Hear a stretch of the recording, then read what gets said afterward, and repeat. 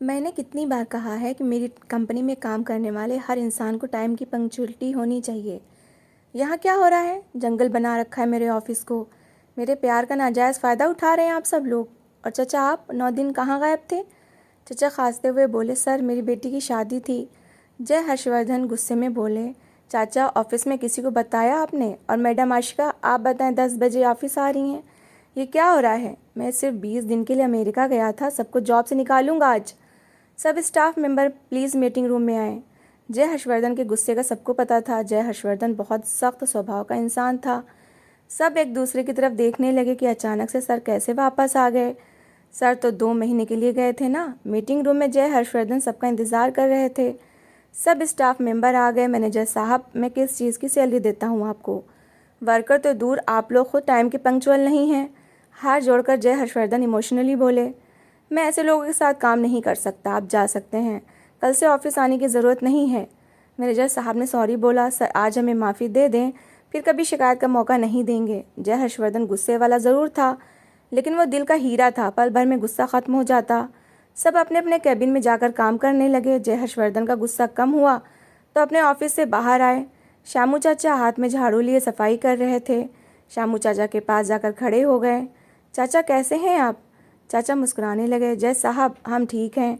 जय हर्षवर्धन ने चाचा को उनकी बेटी की शादी की मुबारकबाद दी। फिर कहने लगा, चाचा माफ़ करना, आपको तो पता है मैं गुस्से में कुछ भी बोल देता हूँ। श्यामू चाचा मुस्कुराने लगे, बेटा 6 साल से जानता हूँ, हम समझते हैं आपको। जय हर्षवर्धन कोई बड़ी उम्र का ना था, वो भी 27 साल का नौजवान लड़का था। बहुत हैंडसम। अपनी मेहनत पर उसने अपना बिजनेस स्टार्ट किया था, जो आज लाखों में कमा रहा था और हज़ारों लोगों के पेट भर रहा था। जय इकलौती औलाद था। बाप उसका 15 साल पहले ही दुनिया से चल बसा था। माँ ने पढ़ा लिखा कर इस काबिल किया था, लेकिन जय हर्षवर्धन अच्छा इंसान था, वहाँ कुछ बुराइयाँ भी थीं। जय शराब सिगरेट जैसे नशे भी किया करता था। अपने दिमाग को सुकून देने के लिए बहुत नशा करता था। उसके पास घर गाड़ियाँ पैसा औकात से ज़्यादा था। न जाने कितने बड़े बड़े परिवार से रिश्ते आ चुके थे, लेकिन जय हर्षवर्धन इनकार कर देता था। न जाने उसे कैसी लड़की चाहिए थी, हर खूबसूरत लड़की को ठुकरा देता।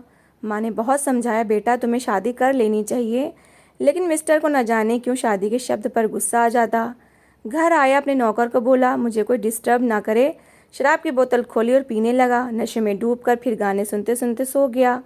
वो नशे में डूबकर सोया हुआ था। मैं माँ बनने वाली हूँ विजय, मुझे डॉक्टर के पास ले जाओ, शेफाली अपने पति को बोल रही थी। विजय ने शेफाली की तरफ देखा। मेरी बात सुन लो, मेरे भाई की भी 4 बेटियां हैं, दूसरे भाई की 6 बेटियां हैं, और अगर तुमने भी बेटी पैदा की तो ना घर ना आना, अस्पताल में ही से कहीं चली जाना। शेफाली गुस्से से बोली, विजय मेरे पेट में जो बच्चा है वो तुम्हारा है। बेटी है या बेटा, मैं माँ हूँ और तुम बाप हो इसके। बेटियाँ बेटा भगवान के हाथ में हैं, मेरे नहीं। तुम मर्द लोग ये बात समझते क्यों नहीं हो? शेफाली समझदार और अच्छी लड़की थी, लेकिन अजनबी लोगों में ब्याही गई थी। माँ बाप थे नहीं, भाई लोगों ने शादी करवाई थी। लेकिन सच ये भी है कि आजकल भाई सिर्फ शादी से पहले होते हैं, शादी के बाद भाई अजनबी बन जाते हैं। शेफाली बहुत परेशान थी विजय के इस व्यवहार से। रात को विजय के पास लेटकर बोली, विजय ऐसी बात क्यों करते हो? क्या बेटी हुई तो मुझे छोड़ दोगे? विजय ने करवट बदली, हाँ अगर बेटी हुई तो वापस ना आना इस घर में, समझी? मैं तुम्हें डाइवोर्स दे दूंगा। वो बहुत परेशान थी। हे भगवान, विजय को बेटा दे दे, नहीं तो मेरा घर उजड़ जाएगा। कभी कभी भगवान वो करता है जो हमारे सोच में भी नहीं होता। भगवान बेहतर जानने वाला है, उसके हर काम में बेहतरी होती है। कुछ राज छुपे होते हैं जो समय आने पर खुलते हैं। शेफाली को दर्द शुरू हुआ। अस्पताल ले जाया गया। शेफाली के दिल और दिमाग में प्रार्थनाएं थीं, हे भगवान बेटा देना, वरना मेरा घर उजड़ जाएगा। और फिर बच्चे की रोने की आवाज़ सुनाई दी। एक नर्स बाहर आई, विजय को खुशखबरी दी, मुबारक हो सर, भगवान ने आपको बहुत प्यारी बेटी दी है। विजय ने जैसे ही सुना गुस्से से उठा और अस्पताल से चला गया। शेफाली को पता चला बेटी हुई है तो वो अपना अंजाम जान चुकी थी। बेटी शेफाली को गोद में दे दी गई। शेफाली की आंखों में आंसू आ गए। शेफाली ने बेटी को सीने से लगाया, चूमने लगी। डॉक्टर ने पूछा, आपके साथ जो आए थे वो कहाँ हैं? शेफाली डॉक्टर की तरफ देखने लगी। वो अब कभी वापस नहीं आएंगे। डॉक्टर्स हैरान थी, ऐसा क्यों? अस्पताल का बिल कौन देगा? शेफाली ने अपने बैग की तरफ इशारा किया। एक नर्स ने बैग शेफाली को दिया। उसने पैसे निकाले। जितना बिल है आप ले लें। 40,000 बिल बना था। फिर शेफाली को दूसरे कमरे में शिफ्ट कर दिया गया। विजय ने शेफाली को फ़ोन किया और कहा, मेरे लिए तुम अब मर चुकी हो, अजनबी हो, अब कभी मेरा नाम भी ना लेना। अपनी बेटी को लेकर दफ़ा हो जाओ। शेफाली कहाँ जाती, कहाँ रहती? भीगी पलकों से मर्द की इस हरकत को देख रही थी। मर्द क्यों इतने बेहिस होते हैं कि जब चाहे औरत को छोड़ दें, फिर जब चाहे किसी दूसरी औरत को अपना लें।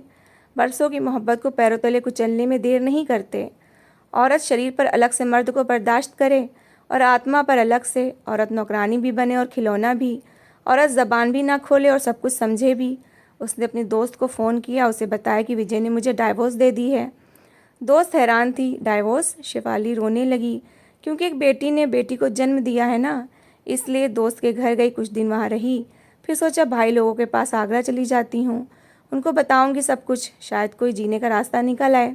शेफाली पढ़ी लिखी थी। अपनी दोस्त से कहने लगी, मैं आगरा जाना चाहती हूँ, अपने भाई के पास, वहाँ जाकर कोई जॉब कर लूँगी।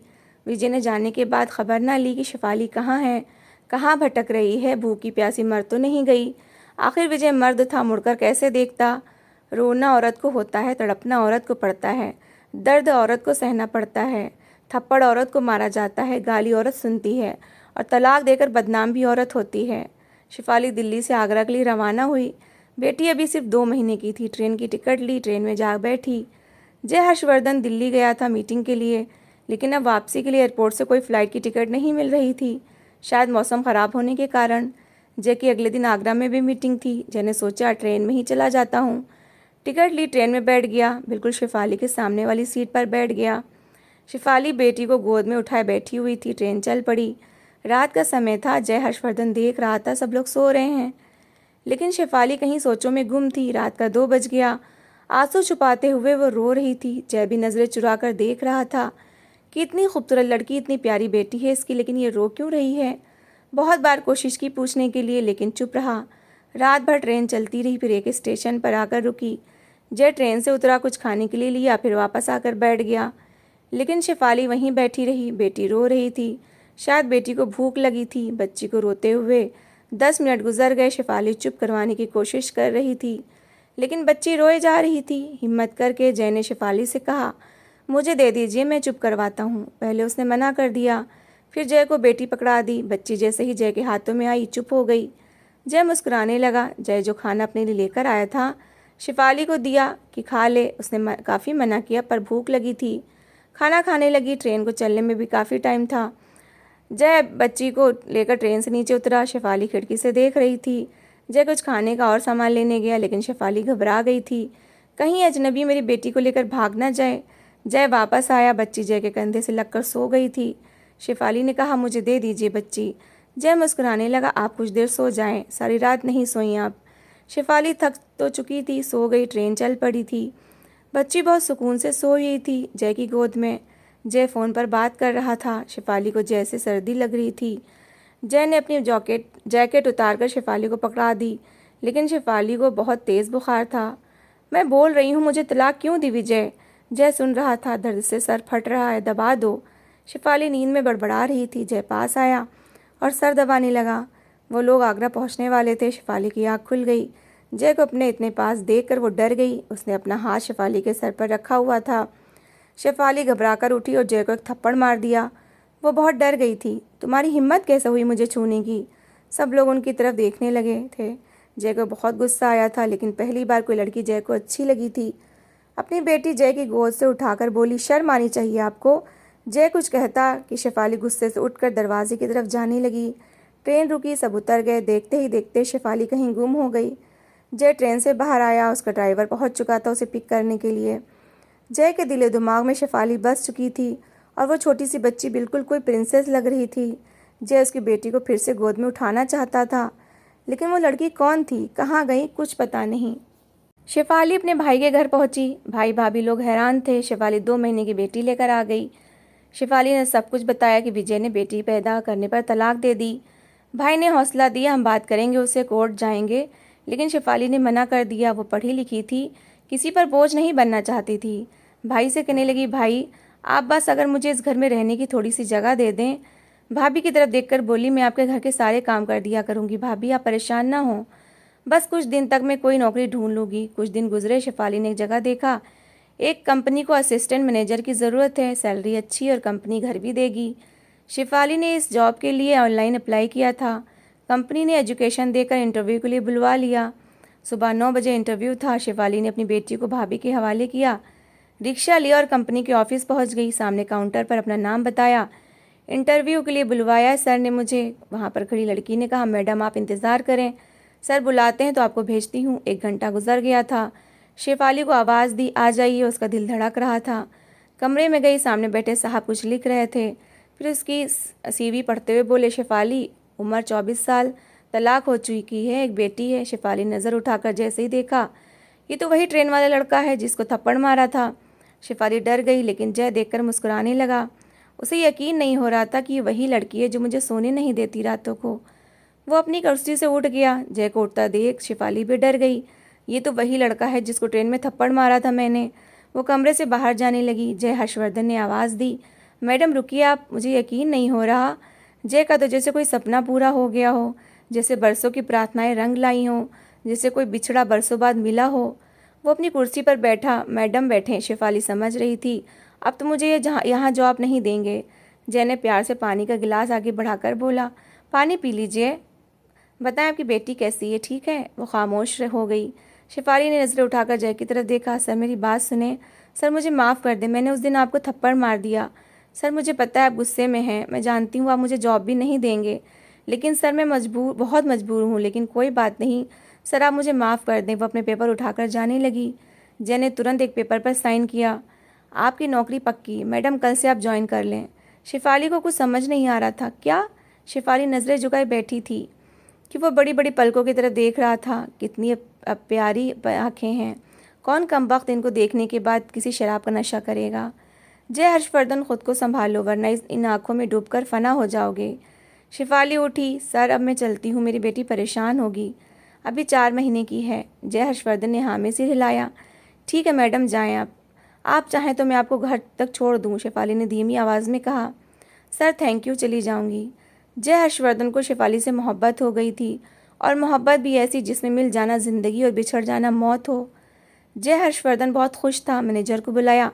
मैडम शेफाली कल से ड्यूटी पर आ रही हैं, इनको घर की चाबी और एक कार के साथ ड्राइवर दे देना। मैनेजर बात करते हुए बोला, सर लेकिन कार की बात तो नहीं हुई थी। जय हर्षवर्धन मुस्कुराने लगा, बात तो मेरे दिल की भी नहीं हुई थी। सॉरी सर, मैं समझा नहीं। जय ने शायराना अंदाज में कहा, कुछ बातों को ना ही समझा जाए तो अच्छा है। आपको जो मैंने कहा है समझ गए ना। दूसरे दिन शेफाली ऑफिस आ गई, बेटी भी साथ थी। मैनेजर ने शेफाली को ऑफिस दिखाया, फिर ड्राइवर से मिलवाया। मैडम ये आपको शाम में आपके घर पर छोड़ आएंगे, जो घर कंपनी ने आपको दिया है। बाकी काम मिस्टर विक्रम आपको समझा देंगे। मिस्टर विक्रम बता रहे थे शेफाली को काम के बारे में। शेफाली बेटी को गोद में लिए समझ रही थी। अभी तक जय ऑफिस नहीं आया था। जय हर्षवर्धन शराब के नशे में धुत थे। आज एक बहुत इंपॉर्टेंट मीटिंग थी, लेकिन जय को नशे की ऐसी लत लग चुकी थी जो हर आने वाले दिन जय को नाकामी की तरफ ले जा रही थी। मीटिंग का टाइम हुआ, लेकिन जय हर्षवर्धन घर में सो रहा था। बहुत फ़ोन और कॉल्स किए, सब परेशान थे। जिस दूसरी बड़ी कंपनी के साथ मीटिंग थी वो गुस्सा करके चली गई कि इतना लापरवाह इंसान, ऐसे इंसान के साथ हम काम नहीं कर सकते। 2 करोड़ का कॉन्ट्रैक्ट हाथ से निकल गया। सब परेशान थे। शेफाली ने पूछा, सर क्यों नहीं आए? मैनेजर साहब सर गुजाते हुए बोले, अरे मैडम जय साहब की कंपनियां बहुत जल्द डूबने वाली हैं, बस आप कुछ दिन एंजॉय कर लें, फिर सबकी सब नए जॉब ढूंढेंगे। सब स्टाफ मेंबर मुस्कुराने लगे। भाई मेरा तो बस ये लास्ट महीना है, मैं तो छोड़ दूंगा जय साहब को। जय की आँख खुली, मोबाइल देखा, 50 फ़ोन कॉल्स, टाइम देखा, शाम के 7 बज रहे थे। मैनेजर को फ़ोन किया, मैनेजर साहब मीटिंग का क्या हुआ? मैनेजर ने ठंडी सांस भरी, सर कॉन्ट्रैक्ट कैंसिल हो गया और हमारी राइवल कंपनी ने वो साइन कर लिया। जय हर्षवर्धन गुस्से से पागल हो गया, कमरे में पड़ी सारी चीज़ें उठाकर फेंकने लगा। ये मुझे क्या हो गया है? गिलास में शराब डाली, पीने लगा, मुंह तक गिलास लाया, फिर गिलास को ज़मीन पर दे मारा।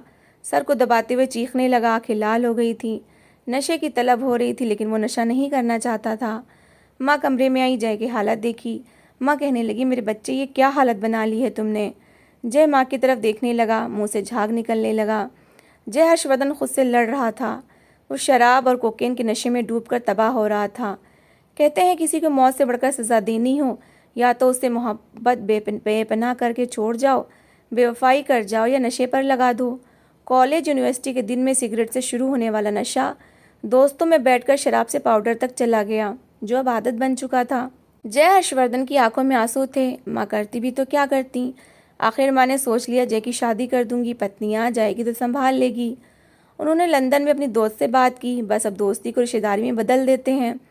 अब जय की माँ अपनी दोस्त की बेटी से रिश्ता जोड़ना चाह रही थी। दूसरे दिन जय ऑफिस गया। शेफाली अपने ऑफिस में काम कर रही थी। सबने हेलो किया। जय कुछ उलझन में था। मैनेजर और कुछ दूसरे स्टाफ मेंबर जय के ऑफिस आए। सर, हमें आपसे ज़रूरी बात करनी है। जय ने हाँ में सिर हिलाया। मैनेजर बोला, सर हमारा इस बार हमें 4 करोड़ का नुकसान हो चुका है। कॉन्ट्रैक्ट भी हाथ से निकल चुका है और इस महीने आप वर्कर्स को सैलरी नहीं दे सकेंगे। और सर हम अब आपके साथ और काम नहीं कर सकते। जय हर्षवर्धन समझ चुका था उस पर बुरा समय आ गया है। अब सब चेहरे बदल जाएंगे। सब लोग एक एक करके छोड़ते चले जाएंगे। यही तो दस्तूर है। चढ़ते सूरज को सलाम, डूबती किरणों को लोग अलविदा कहते हैं। सब समझ चुके थे जय हर्षवर्धन कुछ ही दिनों में रोड पर आ जाएगा। जय ने जब देखा सब लोग जा रहे हैं, वो पागल सा होने लगा। शेफाली कमरे में आई। सर आप परेशान क्यों हैं?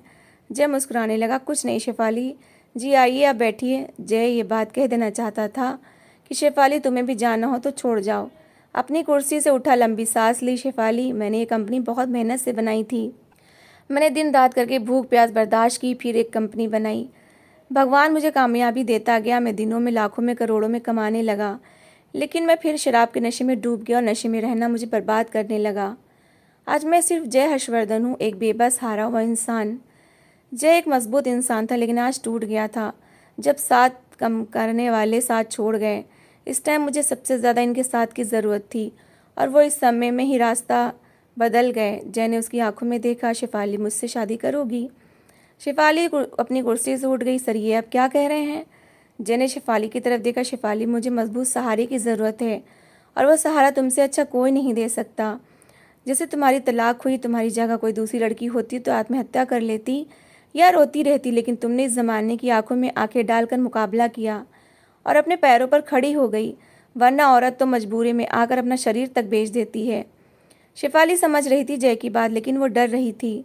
जय ने शेफाली को बोला, आप सोचने के लिए टाइम ले सकती हैं, सोच लीजिए। शेफाली रात भर सोचती रही। जय को इस समय एक साथी की ज़रूरत है, लेकिन ज़रूरत पूरी हो जाने के बाद क्या होगा? उसे तो कोई भी अच्छी लड़की मिल जाएगी।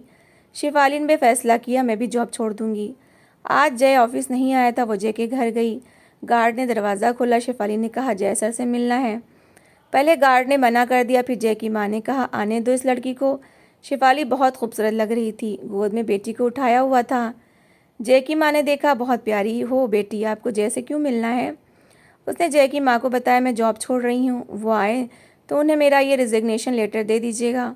माँ मुस्कुराते हुए बोली, बेटी आप सब क्यों मेरे जय को छोड़ रहे हैं? पहले ऑफिस वाले छोड़ गए, फिर मेरी दोस्त जो कहती थी जय मेरा दामाद बनेगा, उसने भी रिश्ता करने से मना कर दिया। आज तुम भी छोड़ जाओगी। वो बेचारा रो रहा था। कोई शेफाली नाम की लड़की है, कह रहा था, माँ वो बहुत अच्छी है, वो मेरे साथ होगी तो मुझे संभाल लेगी, मुझे भटकने नहीं देगी। बहुत बहादुर है माँ। माँ के आंसू गिर रहे थे। माँ ने झोली उठाकर प्रार्थना की, हे भगवान शेफाली को सलामत रखना, जो मेरे बच्चे की ज़िंदगी की उम्मीद है। उसने रेजिग्नेशन लेटर वापस बैग में रख ली और वापस चली गई। जय को फ़ोन किया, जय मुझे तुमसे मिलना है। वो बहुत खुश था। जी कहाँ मिलना है? उसने अपने घर बुलाया। जय शेफाली के घर पहुंचा। शेफाली गुस्से में बैठी हुई थी। जय तुम पागल हो गए हो, क्यों अपनी ज़िंदगी बर्बाद कर रहे हो? मुझसे ऐसा क्या है कि ज़िद कर लगाए बैठे हो? जय ने शेफाली की बेटी को गोद में उठाया, चूमकर बोला, ये प्यारी सी गुड़िया मेरी ज़िंदगी है। जय ने शेफाली की तरफ देखा। शेफाली, एग्रीमेंट कर लो, अगर तुम्हें मेरे साथ पसंद ना आया तो छोड़ जाना मुझे। शेफाली मुंह फेर कर बोली, जय समझते क्यों नहीं हो? शेफाली मान जाओ ना। और फिर शेफाली ने हालत देखकर जय से शादी कर ली। दुल्हन बनकर जय के घर आ गई। माँ बहुत खुश थी। शेफाली की बेटी अब जय की भी बेटी थी। बेटी का नाम मुस्कान था। शेफाली जय के कमरे में गई। सबसे पहले बोतलें सब कुछ उठाकर बाहर फेंका। माँ ये देखकर मुस्कुरा रही थी। अच्छा है मेरी बच्ची, अब तुम ही सुधार सकती हो उसे।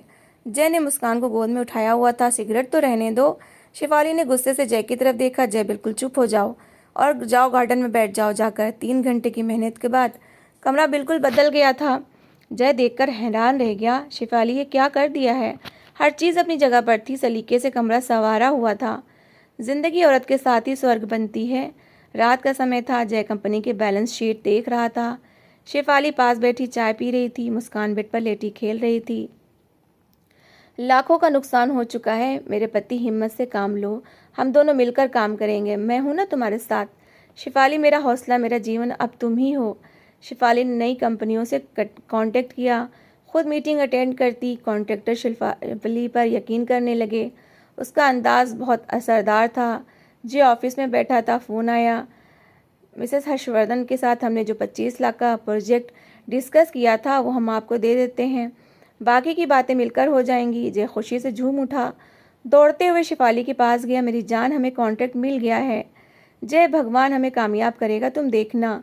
शिफाली भी खुश थी। कंपनी एक बार फिर कामयाबी की तरफ सफ़र करने लगी। जय हर्षवर्धन नशा छोड़ चुका था। शिफाली की भी बेटी 8 साल की हो गई थी। भगवान ने उन्हें एक बेटा भी दिया जिसका नाम आरव हर्षवर्धन था। जय हर्षवर्धन ने बड़ी बड़ी कंपनियों से कॉन्ट्रैक्ट बना लिए। मुस्कान अब 24 साल की हो गई थी और एक बेटा 21 साल का। अब शेफाली और जय बूढ़े हो रहे थे। जय सारे वर्कर्स को सैलरी दे दें, होली है, कुछ शॉपिंग करनी होगी बेचारों को। जय हर्षवर्धन मुस्कुराने लगा, अरे मेरी जान, अब चिंता ना करें, बस अपना ख्याल करें। कुछ दिन बाद हमारा बेटा अमेरिका से पढ़ाई करके लौट रहा है। बेटा आरव अमेरिका से पढ़ाई करके लौटा और वापस आकर माँ पापा का बिजनेस संभाल लिया। वहीं मुस्कान ने बड़ा अस्पताल बना लिया। यहाँ गरीब लोगों का फ्री इलाज होता था। साथ ही ओल्ड होम सेंटर भी बना लिया। आरव कमरे में आया। माँ, क्या आपसे मैं बात कर सकता हूँ? शिफाली मुस्कुराई और बोली, जी बेटा बोलो। आरव माँ के पास बैठा। माँ, अगर मुझे कोई लड़की पसंद हो तो आप मुझे उसे शादी की परमिशन देंगी क्या? माँ मुस्कुराने लगी, बेटा अब तुम जवान हो, समझदार हो, अच्छा बुरा समझते हो, हम तो बच्चों की खुशी में खुश हैं। आप पापा से बात करें ना, लड़की अमीर नहीं है, गरीब है, लेकिन माँ वो बिल्कुल आप जैसी है, प्यारी सी, समझदार। ठीक है बेटा, मैं करूँगी तुम्हारे पापा से बात। मुस्कान ने अस्पताल और ओल्ड होम सेंटर खोल लिया। वो कितनी रहमदिल है। एक दिन वहाँ एक बूढ़े को लाया गया। मुस्कान ने पूछा, कौन है ये? मेरे 4 बेटे हैं, मैंने बहुत प्रार्थना करके भगवान से मांगे थे, इनको जवान किया, पढ़ाया लिखाया, लेकिन अब जब वो जवान हुए तो मुझे मारते हैं, खाना नहीं देते, दवाई के पैसे नहीं देते, मुझे घर से धक्के देकर निकाल दिया। मैं मर जाना चाहता हूँ। काश भगवान ऐसे बेटों से अच्छा मुझे 4 बेटियाँ दे देता। बूढ़ा रोने लगा, बाल बिखरे, दाढ़ी बढ़ी हुई, फटे पुराने कपड़े पहने हुए थे। भूख से शरीर हड्डियों का ढांचा बन चुका था। मुस्कान ने अपने वर्कर से कहा, बाबा जी को नहलाओ, खाना खिलाओ, इनका डॉक्टर साहब से चेकअप भी करवाओ। बाबा जी, आप मुझे अपनी बेटी समझें, मैं रखूँगी आपका ख्याल। बूढ़ा दुआ देने लगा, काश मेरी भी तुम जैसी बेटी होती। जानते हैं आप ये बूढ़ा कौन था?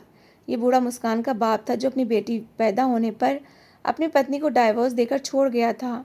आज बेटों के हाथ बेइज्जत होकर आखिर उसी बेटी की मदद लेने आया था जिसे ठुकरा दिया था। मुस्कान घर गई, माँ को बता रही थी, मामा आज एक बूढ़ा आदमी मेरे होम सेंटर में आए थे, उनके 4 बेटे हैं, सबने धक्के मारकर उन्हें निकाल दिया घर से। मेरे ओल्ड होम सेंटर में हैं। मोबाइल से उस बूढ़े की फ़ोटो दिखाई। शेफाली फ़ौरन पहचान गई। इससे पहले शेफाली कुछ कहती, फ़ोन आया, वो जो वृद्ध आदमी आज आए थे, यहाँ उनकी मौत हो गई हार्ट अटैक से। शेफाली ने राज वहीं दफन कर दिया और एक सुकून की सांस ली। भगवान तेरा शुक्र है जिसने एक औरत को बेटी पैदा करने पर छोड़ा। वो बेटों के हाथों बेइज्जत हुआ। जो औरत तलाक के बाद रोई नहीं, अपना शरीर नहीं बेचा, कुछ गलत नहीं किया, एक हारे हुए इंसान का हाथ थामा और कामयाबी पाई। शेफाली अपनी किस्मत पर रोने के बजाय अपने पैरों पर खड़ी हुई। आज उसके बेटे आरव, बेटी मुस्कान की शादी थी। जय शेफाली की तरफ देखकर मुस्कुराया। बड़े बड़े लोग शादी में आए थे। आज इस कामयाबी के पीछे भी एक औरत थी। तो दोस्तों, इस कहानी को लेकर आपकी क्या राय है, कमेंट बॉक्स में ज़रूर बताएं। और अगर कहानी अच्छी लगी हो तो प्लीज़ इसे लाइक करें। अगर आपने अभी तक हमारे चैनल को सब्सक्राइब नहीं किया तो ज़रूर कर लीजिए। तो मिलते हैं ऐसी ही एक मोटिवेशनल कहानी के साथ। Thanks for watching.